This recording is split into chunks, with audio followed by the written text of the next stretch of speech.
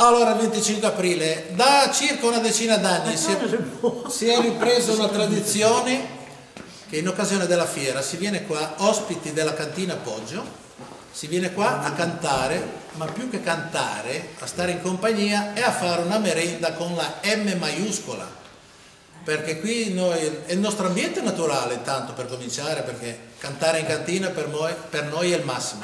Se poi c'è del vino buono, delle fave, salame, formaggio di prima scelta, per noi è veramente il massimo. Questa è la signora Maria, mamma di Mary e di Ezio. Le facciamo un applauso. E fate, grazie.